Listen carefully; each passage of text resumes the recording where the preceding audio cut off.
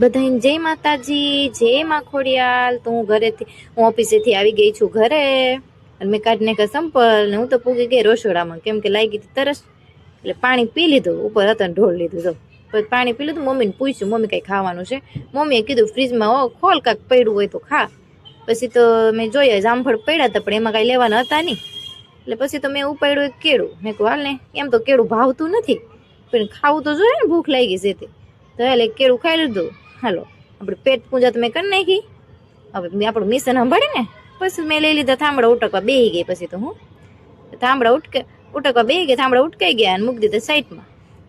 પછી તો ઊભી થઈ ગઈ, સાઈડમાં મૂકીને ઊભી થઈ. પછી ગઈ હું તો મિશન નંબર 2 સંભાળવા. હામણી લીધી, પૂગી ગઈ કચરા કાઢવા.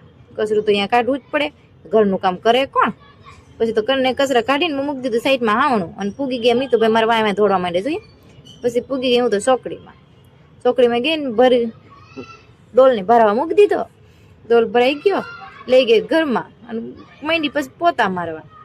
પોતું મરાઈ ગયું એટલે પછી હું પૂગી ગઈ ચોકડીમાં, પાણી ઢોળીને ડોલ હતા ને ધોઈ નાખ્યું, ને પોતું હતા ને ધોઈ નાખ્યું અમારે. પછી તો પૂગી ગઈ રસોડામાં. પછી તો રવાને હલાવી જોયું, પણ હાથમાં લાગ્યું ગરમ, એટલે પછી મૂકી દીધું. દાળ ને ભાત ને મમ્મીએ બનાવી નાખ્યું મસ્તીનું. પછી તો ખાવા બેસી ગયા બધા મારા દીકરા. જો અમારા મોટો ભાઈ, અમારા મીતુભાઈ, મારા ભાભી, હું છું, મારી મમ્મી છે, મારો નાનો ભાઈ છે. ઋતિકભાઈ તો નથી આવ્યા. આમાં 2 માણસ મિસિંગ છે. ગોતજો કોણ મિસિંગ છે હો.